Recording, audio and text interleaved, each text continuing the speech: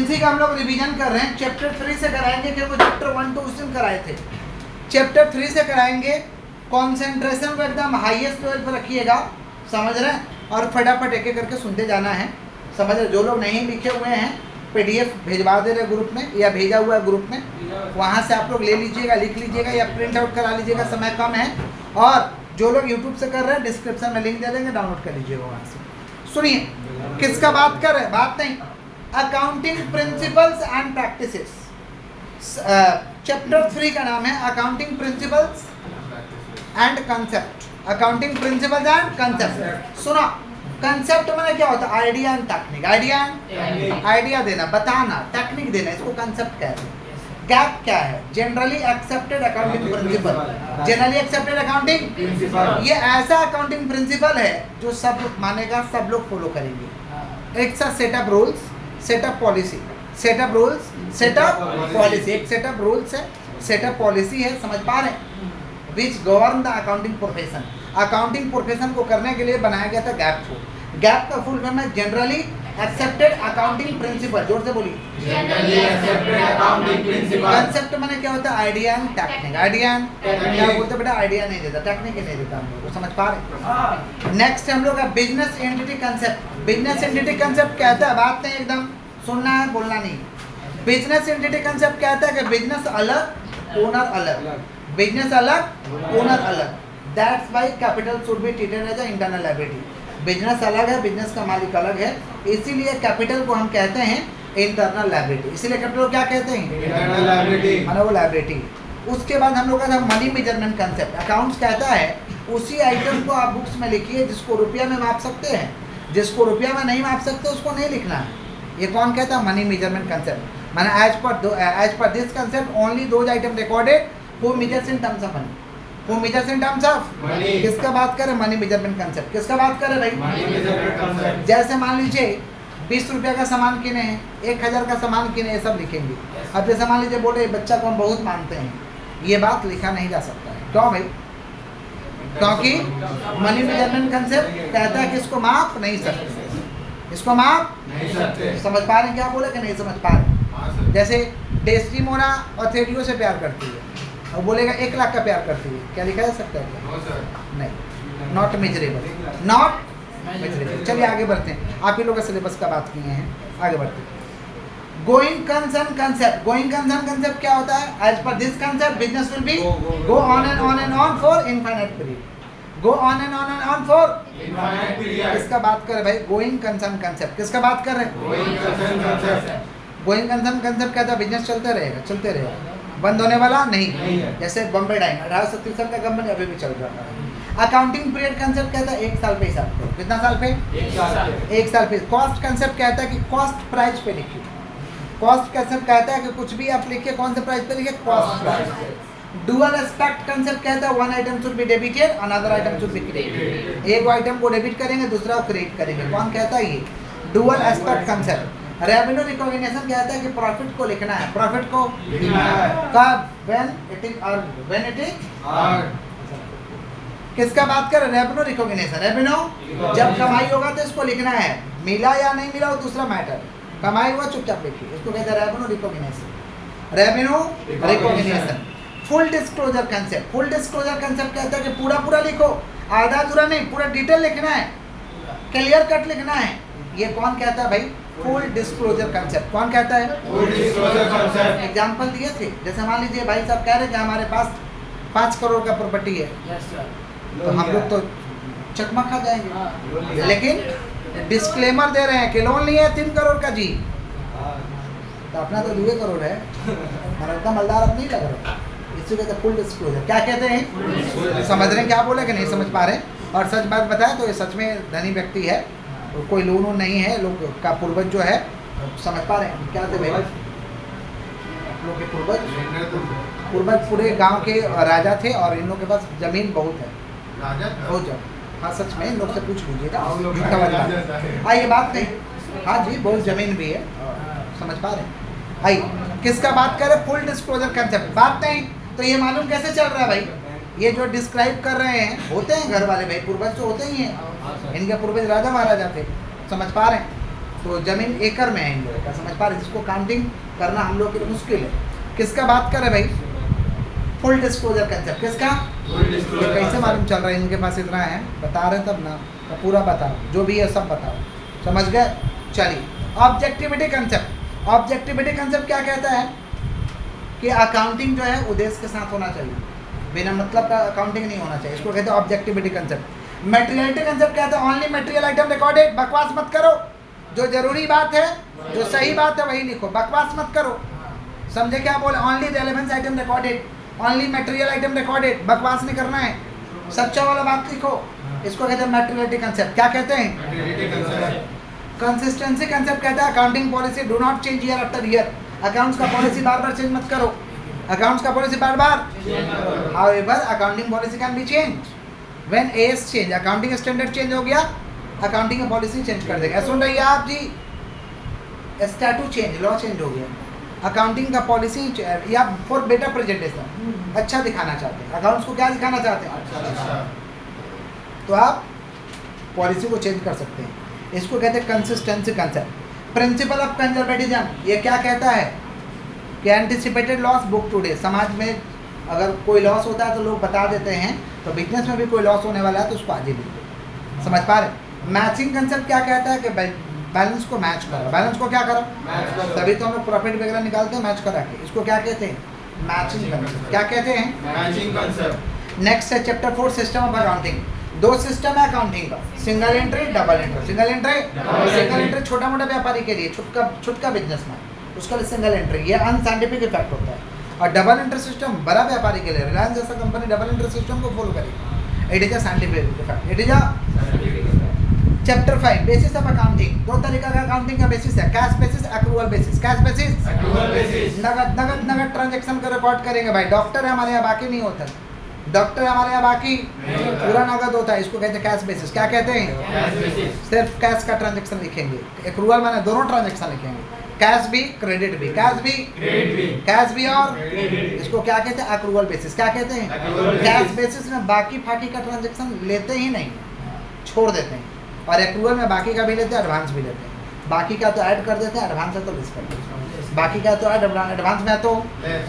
Chapter 6 valuation principal, इसमें historical cost. Historical cost कहता है कि एसेट को रिकॉर्ड करो जितना में किना था, recording of asset done at original cost, done at original cost. माने आदम जमाना में कोई जमीन 10,000 में किना था तो आजो लिखो 10,000, आजो लिखो 10,000। यही बात कहता है हिस्टोरिकल कॉस्ट। क्या कहता है? Historical cost. करेंट कॉस्ट, अभी जो चल रहा ताज़ा मार्केट रेट जो चल रहा है वो वाला लिखो, इसको कहते हैं करेंट कॉस्ट। और रियलाइजेबल प्रेजेंट वैल्यू माने जो अभी चल रहा है फिलहाल, और रियलाइजेबल वैल्यू माने बेच के कितना पैसा मिलेगा, मार्केट वैल्यू। मार्केट वैल्यू को क्या कहते हैं? Realisable value. बेचेगा तो कितना मिलेगा, इसको कहते हैं realisable value. Chapter 7 accounting standard. Accounting standard क्या भाई?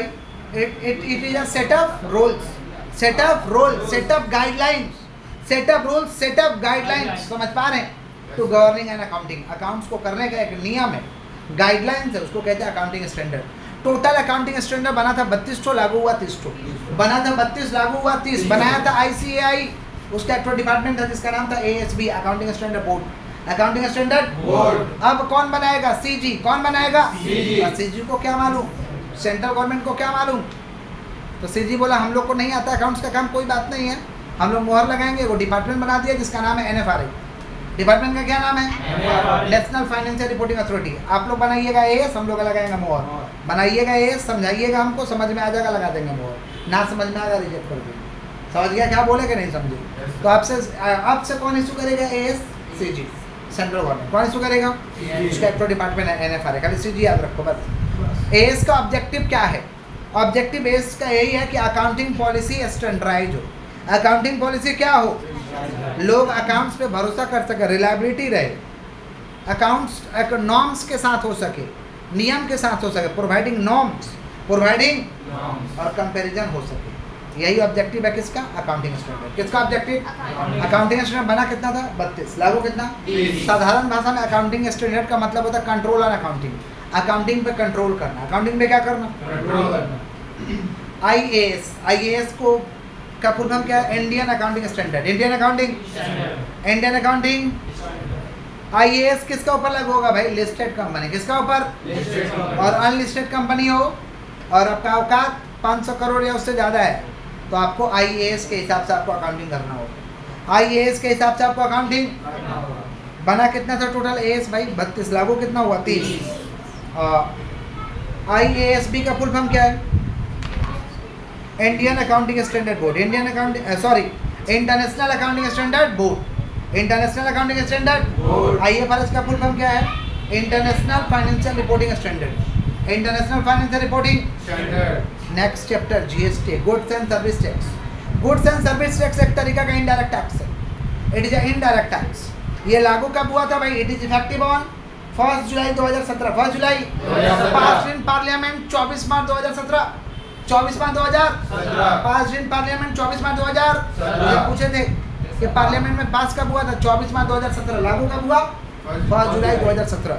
GST क्या है? इनडायरेक्ट टैक्स है। क्या है? इनडायरेक्टली आपसे एक टैक्स लिया जाएगा, उसको क्या कहते हैं? GST। क्या कहते हैं? GST का फीचर्स क्या है? It is an indirect tax levied on goods and services. Goods and services पे लगाया जाएगा। 4 तरीका का टैक्स स्ट्रक्चर है। 0, 5, 12, 18, 28। 0, 5, 12, 18 0%, 5%, 12%, 18%, 28%। समझ पा रहे? GST कॉस्ट कटिंग इफेक्ट को हटा देता है और ये महंगाई बढ़ाता है। क्या बढ़ाता है? GST increase inflation. GST increase और मेजर सोर्स ऑफ रेवेन्यू। सरकार को इधर से कमाई होता है रे बाबा। सरकार को 50% रुपया, सरकार को 50% रुपया इधर से ही कमाई होता है GST से। मेन कमाई का जरिया, मेन कमाई का। अच्छा, GST का टाइप्स था, क्या हुआ भाई? बोलो क्या बोल रहे हैं? बोलिए क्या बोलना चाह रहे हैं? कुछ बोलना तो काहे डिस्टर्ब कर रहे हैं? सुनिए, कुछ पूछना है तो पूछ लीजिए, बोलिए। 0, 5, 12, 18 ही बोले थे, एक्स्ट्रा बोला 28 भी होता है, समझे? बट हम 18 तक ही लिखा है। सुनो ध्यान से। GST 3 तरीका का है। CGST, SGST। Within the state होगा, विद इन द स्टेट होगा तो CGST, SGST। Within the state को कहते हैं इंट्रा स्टेट। क्या कहते हैं? Intra state. और within the union territory हो रहा है। यूनियन टेरिटरी माने जहाँ केंद्र का शासन है, केंद्र शासित प्रदेश, जैसे अंडमान निकोबार, लद्दाख, दामन एंड दीव, लक्षद्वीप, ये सब क्या है भाई?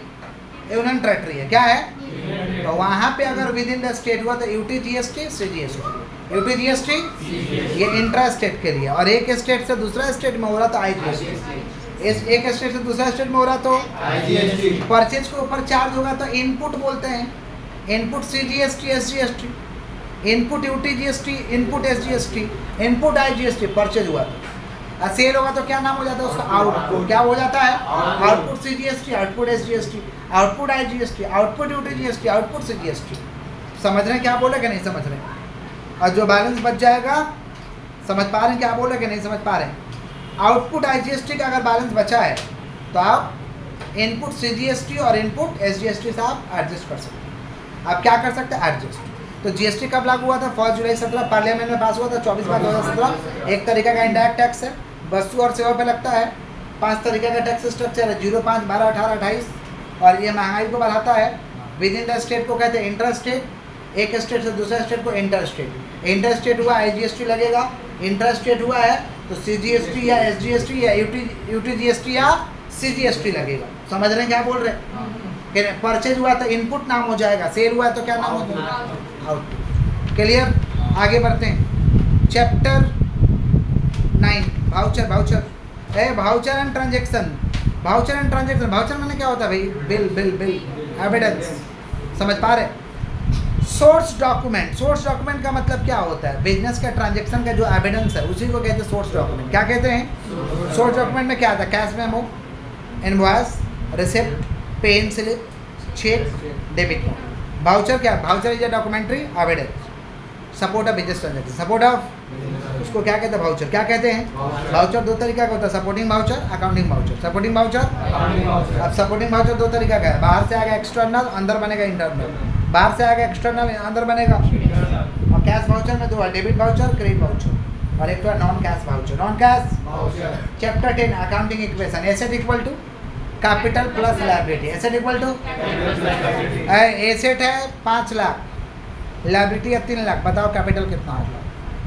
अरे 5 lakh minus 3 lakh, 5 lakh minus liability है 3 लाख, कैपिटल है 5 लाख, एसेट कितना हुआ 8 लाख। एसेट कितना हुआ 8 लाख। समझ रहे हैं, समझ रहे हैं। मान लीजिए एसेट है 10 लाख और कैपिटल है 3 लाख, तो लायबिलिटी कितना हुआ 7 लाख। समझ गए क्या बोले? ऐसे ही करके इस पर सम पूछेगा। किसका बात कर? Accounting equation. किसका? अकाउंटिंग इक्वेशन क्या है? Capital plus liability, capital plus liability. Chapter 11 rules of debit and credit. Rules of debit and इसमें सबसे पहले गोल्डन रूल या ब्रिटिश अप्रोच या ट्रेडिशनल रूल। गोल्डन रूल के हिसाब से अकाउंट्स 3 प्रकार का होता है, personal account, real account, nominal account. Personal account क्या? हम लोग का नाम आ जाएगा तो पर्सनल अकाउंट, राम शाम जोधू मोदू, राम शाम, समझ गए?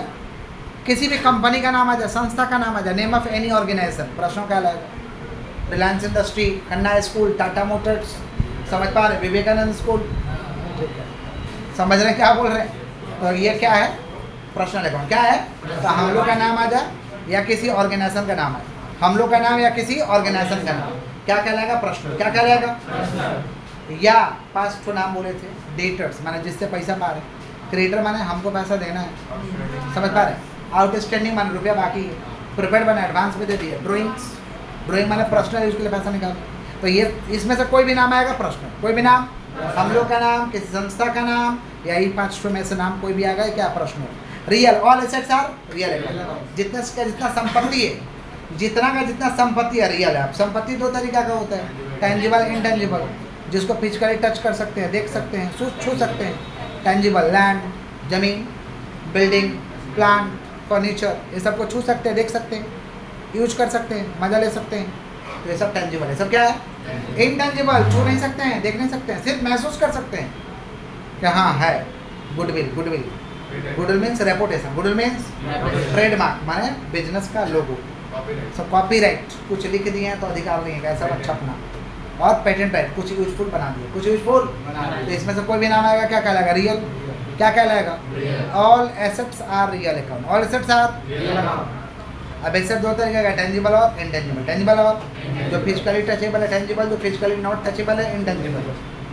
Land, building, plant, furniture, goodwill, trademark, copyright, patent right, कुछ भी आएगा क्या? रियल। नॉमिनल, खर्चा, इनकम, लॉस, गेन। खर्चा, इनकम को क्या कहते हैं? नॉमिनल। क्या कहते हैं? खर्चा, इनकम, लॉस, गेन को क्या कहते हैं? नॉमिनल। क्या कहते हैं? और उसके बाद हम लोग समझे थे modern approach, American rule. Modern approach इसके हिसाब से 5 तरीका का होता है।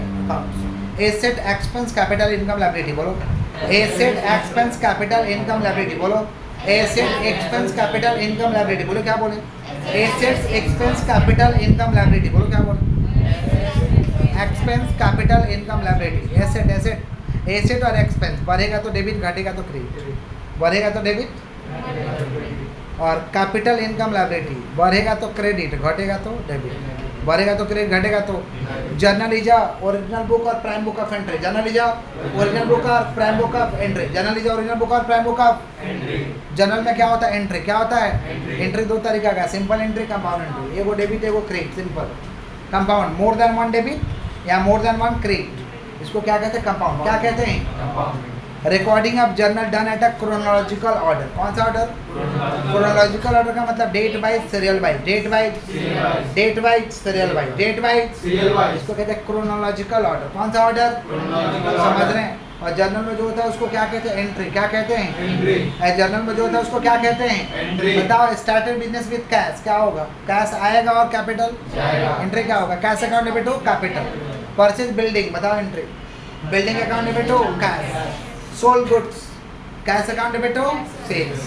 कैश अकाउंट डेबिट हो, इसी में नरेशन लिखते हैं। नरेशन ही जाओ, डिटेल ऑफ ट्रांजेक्शन। नरेशन ही जाओ, नरेशन ही जाओ, नरेशन ही जाओ, जर्नल ही जाओ, ओरिजिनल बुक और prime book of entry. Journal ही जाओ, ओरिजिनल बुक और प्राइम बुक ऑफ एंट्री। इसे कैसा? Chapter 14 journal proper. Journal proper में स्पेशल टाइप ऑफ ट्रांजेक्शन को लिखते हैं, स्पेशल टाइप का ट्रांजेक्शन को लिखते हैं, उसको कहते हैं जनरल प्रॉपर। जनरल प्रॉपर में क्या आता है भाई? ओपनिंग एंट्री, एसेट को डेबिट, लायबिलिटी को क्रेडिट, उसको ओपनिंग एंट्री। ट्रांसफर एंट्री माने जो इंटरेस्ट को ट्रांसफर किए हैं। क्लोजिंग एंट्री जिससे बैलेंस वगैरह निकालेंगे, आंसर निकालेंगे। एडजस्टमेंट एंट्री जो एडजस्टमेंट में रहेगा। रेक्टिफिकेशन एंट्री माने जो सही करेंगे, गलतियों का सुधार करेंगे। गलतियों का, और रेसिडुअरी एंट्री माने जिसको आपको घटते हुए बैलेंस का लिखना है। सुना ध्यान से, तो क्या क्या एंट्री लिखते हो? Opening entry, closing entry, transfer entry, opening entry, closing entry, transfer entry, adjustment entry, rectification of error, ये सब लिखते हैं जर्नल प्रॉपर में। जर्नल प्रॉपर में special type of transaction record होता है। Opening entry, closing entry, transfer entry, rectification of entry, rectification of error माने गलतियों का सुधार करना, गलतियों का गलती हुआ उसको सुधार करेंगे। आ गया rectification of error. Rectification of error means to rectify the error, गलतियों का सुधार करना, गलतियों का। अरे गलती सुधारने से पहले गलती के बारे में जानो तो सही। गलती दो तरीका का होता है, कलरिकल एरर्स और एरर्स ऑफ प्रिंसिपल। कलर का गलती किया, कौन गलती किया? और एरर्स ऑफ प्रिंसिपल में नॉलेज ही नहीं है बेटा, नॉलेज ही नहीं है, ज्ञान ही नहीं है इसके पास, इसको कहते हैं एरर्स ऑफ प्रिंसिपल। क्या कहते हैं? कलर गलती करेगा। Errors of omission, entry not recorded in the books of account, entry not recorded in the books of, entry को लिखा ही नहीं, एंट्री लिखना भूल गया, एंट्री लिखना, इसको हम कहते हैं एरर्स ऑफ ओमिशन। क्या कहते हैं? Errors of commission. लिखना था 1000 लिख दिया 100, लिखना था 1200 लिख दिया 12000, लिखना था राजा में लिख दिया रानी में, लिखना था परचेज में लिख दिया सेल में, लिखना था बिल्डिंग में लिख दिया लैंड में।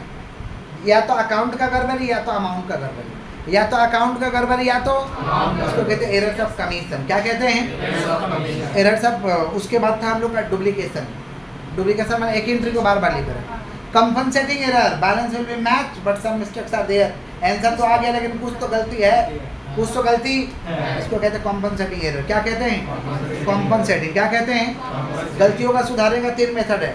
Error detected before preparation of trial balance, after preparation of trial balance, after preparation of final account. हमारे सिलेबस में था before preparation of trial balance, before preparation of overcast undercast, one side error है। Overcast undercast ऐसा बोले, paid wages but debited to salary, double side error.